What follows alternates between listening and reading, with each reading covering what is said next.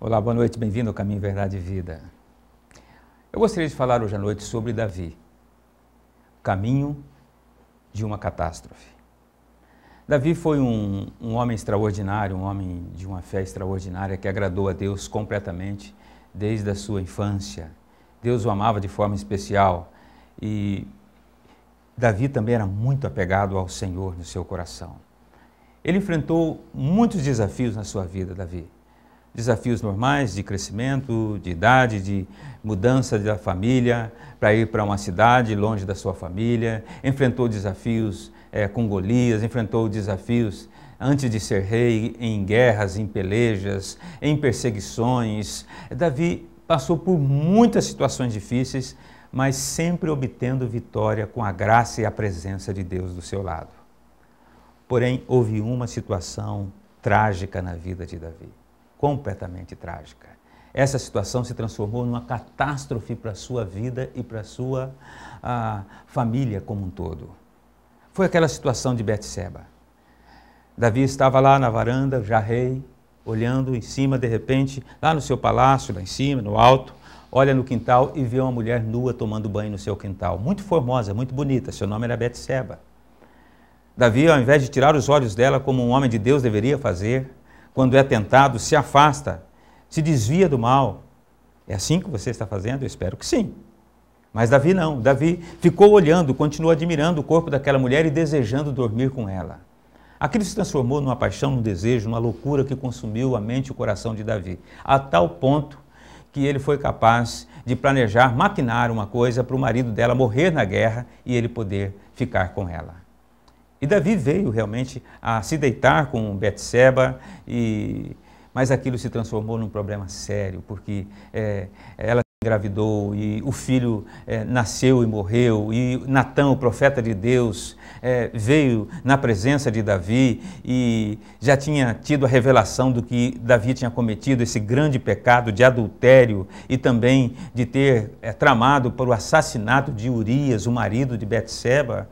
Então Natã vem e o repreende com uma parábola muito inteligente e o próprio Davi realmente reconhece o seu grande erro, mas ele passa por um processo terrível de sofrimento por conta desse pecado. E foi durante esse processo de pecado, de catástrofe, que Davi escreveu o Salmo de número 32. Veja só o que diz o coração desse homem, depois de ter enfrentado essa catástrofe, de ter encarado o problema, ter lidado com o problema. Veja o que é que ele diz. Bem-aventurado aquele cuja transgressão é perdoada e cujo pecado é coberto. Bem-aventurado o homem a quem o Senhor não atribui pecado e em cujo espírito não há engano. Enquanto eu me calei, envelheceram os meus ossos pelo meu bramido o dia todo, pois de dia e de noite a tua santa mão pesava sobre mim.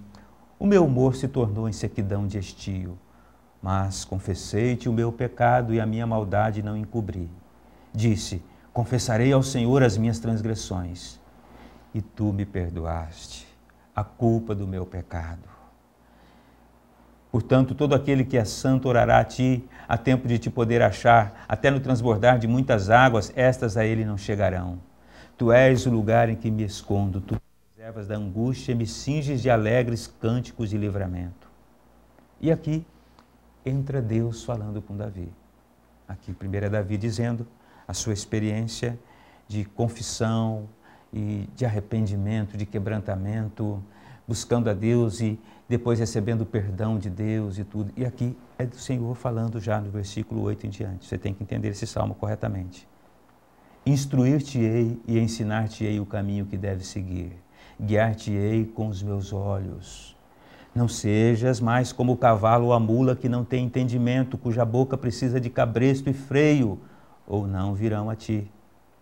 Muitas são as dores do ímpio, mas o constante amor do Senhor secará aquele que nele confia. Alegrai-vos no Senhor e regozijai-vos vós, ó justos, cantai alegremente todos vós que procurais a retidão de coração. Que palavra maravilhosa do Senhor aqui para nós hoje à noite. Catástrofes poderiam ser evitadas. Não seria necessário que Davi passasse por todo esse processo, tivesse essas perdas, tivesse o seu reino abalado, muito da sua alegria foi perdida nesse processo. Ele teve que administrar muitas consequências de tudo isto. Mas pessoas após pessoas continuam cedendo às tentações e errando. Aprendendo esse exemplo de Davi, nós temos que ter em mente algumas coisas. Primeiro, antes que uma catástrofe aconteça, ouça as orientações de Deus. Elas estão nas Sagradas Escrituras e evite uma catástrofe. Veja bem, se você está numa situação delicada, veja bem se essa situação é aprovada por Deus ou não. As Sagradas Escrituras trazem luz para todo comportamento, toda escolha, toda decisão que nós queiramos ter na nossa vida. Se é um envolvimento com uma pessoa, se é fazer alguma coisa que você deseja fazer, mas não tem certeza se deve ou não fazer, volte-se para as Sagradas Escrituras. Aqui tem orientação para você, instrução para você, do que é lícito e o que não é lícito fazer. O que for lícito, peça a confirmação do Senhor e vá em frente, não há impedimento. Mas o que for ilícito, segundo as Sagradas Escrituras, escute a voz de Deus. Porque do contrário você pode destruir completamente a sua vida.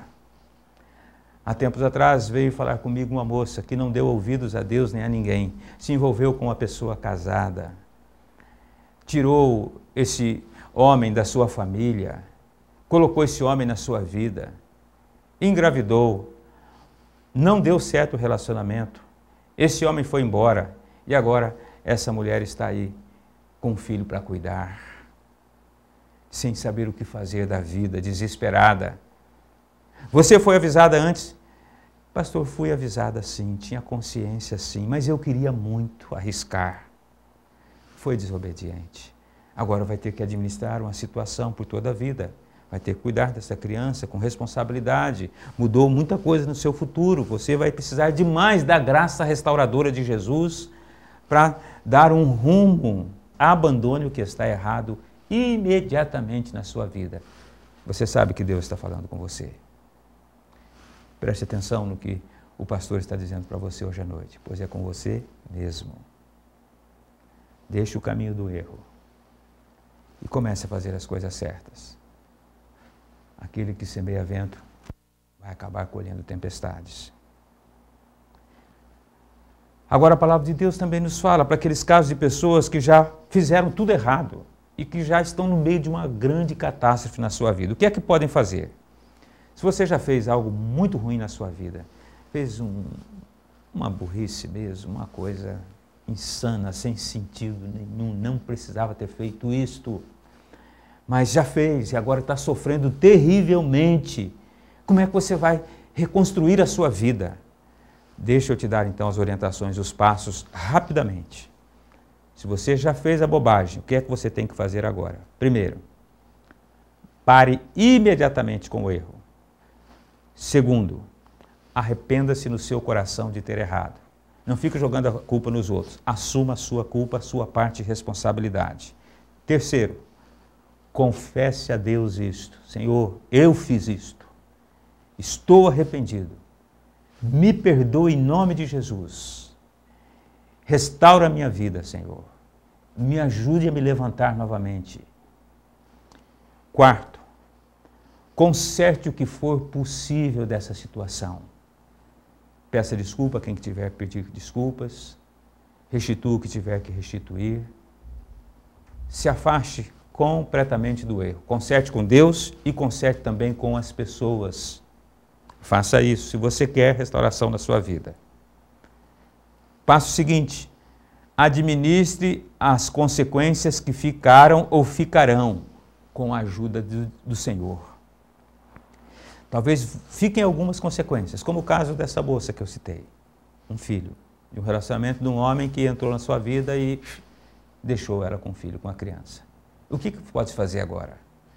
Desfazer da criança? De jeito nenhum, não cometa um outro pecado para consertar um, não. Não faça isso. Você vai precisar cuidar. Se ficou uma consequência assim, como essa, você precisa cuidar, administrar as consequências com a ajuda divina, com a ajuda de Deus. Se coloque na dependência do Senhor, peça a ajuda do Senhor para administrar as consequências dali para frente. Próximo passo, Confia a Jesus a restauração da tua vida. Passe a orar dizendo: Senhor, reconstrói a minha vida. Mas que seja o Senhor reconstruindo. O que o Senhor quiser fazer, a direção que o Senhor quiser dar, eu quero seguir a tua voz, a tua liderança, a tua vontade para a minha vida. Faça isto. Deixe Jesus restaurar você do jeito dele, na direção dele, em cima dos critérios dele, das orientações dele. Isso é fundamental para você. Obedeça ao Senhor. Desobediência leva a desastre. Obediência leva a vitória e bênçãos alcançadas. Obedeça ao Senhor. Penúltimo. Firme-se na igreja. Alimente seu coração e a sua alma e comece a caminhar com o Senhor dia a dia. Seja realmente um membro atuante numa igreja e deixe a igreja ser instrumento do Senhor para ministrar na sua vida e também te ajudar em momentos difíceis. E por último, aprenda com as lições do passado. Quando surgirem situações novamente assim duvidosas diante de você, não embarque de novo, não seja ingênuo de novo, não cometa os mesmos erros outra vez. Lembre-se do que aconteceu no passado, o que a desobediência fez você fazer e as consequências que ficaram. Aprenda com as lições do passado e não ceda mais aos erros nem às tentações. Davi confessou tudo ao Senhor, foi perdoado. O Senhor o exortou, dizendo: eu instruir-te-ei e ensinar-te-ei o caminho que deves seguir. Guiar-te-ei debaixo dos meus olhos. Deus estaria observando Davi a partir dali, para ele andar na linha e obedecer. E Deus ainda diz: não seja como a mula ou o cavalo que parece que não aprende as coisas, não tem entendimento. E obedeça, segue a orientação. E então eu restaurarei tudo que pode ser restaurado na sua vida. Foi assim. Davi foi restaurado pelo Senhor. O caminho da restauração é esse. Fuja da tragédia antes que ela aconteça. Se você já estiver no meio de uma coisa errada, pare agora, abandone, deixe como está, vire as costas e volte a obedecer a Deus. Se já aconteceu a desgraça, a tragédia na sua vida, lute para consertar agora. Não vai ser com seus esforços apenas. Vai ter que ser fundamentalmente com a presença e ajuda do Senhor Jesus na sua vida. Faça isso. Há algo para ser restaurado na sua vida, então deixe-me orar por você agora. Faça uma oração, confesse ao Senhor, abra o seu coração agora. Nesse exato momento, fale com o Senhor em oração o que você precisa para a sua vida ser restaurada. Diga onde houve erro, onde não houve, converse com o Senhor Jesus. Eu quero já fazer uma oração lhe encorajando. Senhor, em nome de Jesus, quebranta esse coração. Ajuda esta pessoa, Senhor, a reconhecer seus erros, seus equívocos, a dar voz ao Senhor e colocar o Senhor no comando da sua vida. Ajuda, Senhor, tem misericórdia dos seus erros, dos seus pecados. Leva esta pessoa querida a uma fase nova na sua existência. Perdoa, restaura, reconstrói a sua vida e lhe dá forças para administrar algumas consequências que ficarão. Em nome de Jesus. Amém. Hoje mesmo, agora em seguida, coloque-se em oração na presença do Senhor e deixe Ele ministrar ao teu coração. Coisas maravilhosas já vão começar a acontecer nesse exato momento na sua vida. Com o coração contrito e quebrantado, você terá a presença, a graça restauradora do Senhor Jesus Cristo.